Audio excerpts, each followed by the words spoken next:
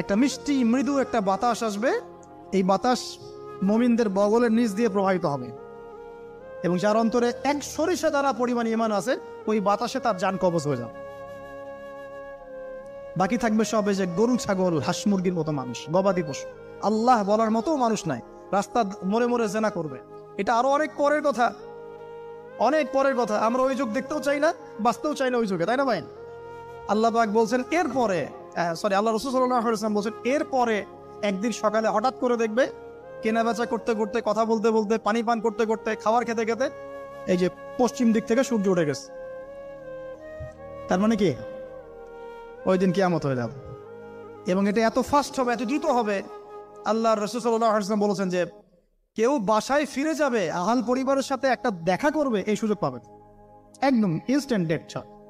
একটা বজ্রনীলা প্রচন্ড মানে শব্দ, এর বিকট একটা শব্দে পুরো মহাবিশ্ব তোলপাড় সৃষ্টি হয়ে যাবে, একদম শেষ। এই হলো সিঙ্গার প্রথম ফুক, শেষ, সব ডেট। এই যে আমাদের এত বাহাদুরি, এত কিছু সব শেষ, মানে পৃথিবী আস্তে আস্তে ওর শেষের দিকে যাচ্ছে। এগুলো ভাই বিশ্বাস করেন, পৃথিবীর সমস্ত সংগঠন, জালেম, কাফের, ফাসেক, মুশরিক, মুনাফিক যা আছে পৃথিবীতে একত্রিত হয়েও এই সত্যটাকে কেউ টলাতে পারবে না। আমরা সারা মুসলমানরা মিলেও যদি এই সত্যটাকে টলাতে চাই, পারবে না।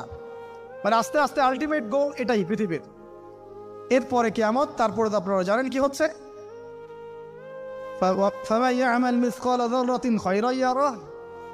এক চুল পরিমাণ যদি ভালো কাজ কেউ করে থাকে তাকে সেটা দেখানো হবে,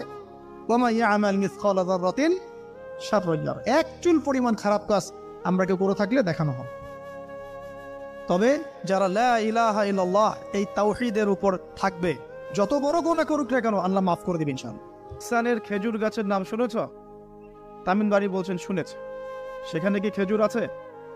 তামিমবাড়ি বলছেন প্রচুর খেজুর আছে। এই ব্যক্তি বলছে যে অতি সত্বর সেখানে কোনো খেজুর থাকবে না। এরকম কিছু কথা বলার পরে তামিমবাড়ি তাকে জিজ্ঞাসা করলেন, আপনি কে? এত প্রশ্ন জিজ্ঞাসা করছেন, তুমি কে, তোমার পরিচয় দাও। তখন এই ব্যক্তি বলছিলেন, আমার পরিচয় তোমরা খুব শীঘ্রই জানতে পারবে। অতি শীঘ্রই আমি এই শেকল থেকে মুক্ত হব এবং পুরো পৃথিবীতে আমি 40 দিন রাজত্ব করব। কতদিন? 40 দিন। তবে মক্কা এবং মদিনায় আমি প্রবেশ করতে পারবো না, কারণ সেখানে প্রবেশ করতে ধরলেই দেখা যাবে আল্লাহর ফেরেশতারা খোলা তরবারি হাতে মক্কা মদিনা পাহারা দিচ্ছে। তবে আমি আমার পরিচয় জানিয়ে দিচ্ছি, আমি হচ্ছি মসিহুদ দাজ্জাল। বুঝতে পারলেন? তাহলে দাজ্জালকে দ্বীপে বন্দী অবস্থায় কোন সাহাবী দেখেছেন? তামিমদারি রাদিয়াল্লাহু আনহু। তিনি এসে এই ঘটনা নবী সাল্লাল্লাহু আলাইহি ওয়াসাল্লামকে বললেন। বলার পরে নবী সাল্লাল্লাহু আলাইহি ওয়াসাল্লাম তার চেহারাটা উজ্জ্বল হয়ে উঠল। তিনি মিম্বরে দাঁড়িয়ে বললেন, আমি কি তোমাদেরকে বলিনি এইরকম একটা সত্তার কথা, এমন একটা ভয়ঙ্কর ফিতনার কথা, মসিহুদ দাজ্জালের কথা? সাহাবীরা বলেন, হ্যাঁ আপনি বলেছিলেন।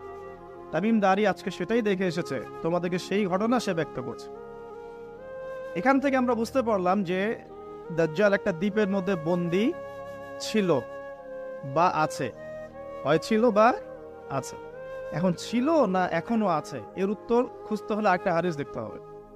এটা কোন হাদিস? সহিহ মুসলিমের।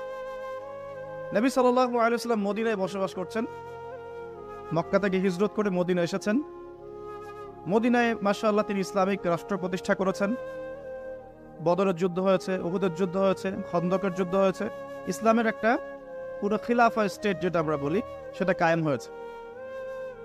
এর মধ্যে খবর এলো একজন ইহুদি মায়ের একটা সন্তান আছে, একজন ইহুদি মায়ের একটা সন্তান হয়েছে। এই সন্তানটার সাথে দাজ্জালের যে আলামত এগুলো মিলে যাচ্ছে। ঠিক আছে? এই সন্তানের নাম হচ্ছে ইবনে সাইয়্যিদ। কি নাম? ইবনে সাইয়্যিদ।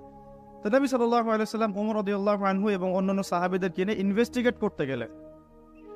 ইনভেস্টিগেট করতে গিয়ে তাকে ডাকলেন। ইবনে সাইয়্যিদকে ডেকে বললেন, তার চুলগুলো কোঁকড়ানো ছিল ঠিক দাজ্জালের চুলের মতোই। চোখের মধ্যে একটু সমস্যা ছিল, কারণ আমরা জানি দাজ্জালের ডান চোখে একটু সমস্যা থাকবে। আঙ্গুর কালার দেখেছেন? আঙ্গুর, চোখটা অনেকটা আঙ্গুরের মতো হবে, ফোলা। ইবনে সাইয়্যিদের কাঠামোটা মিলে যাচ্ছিল।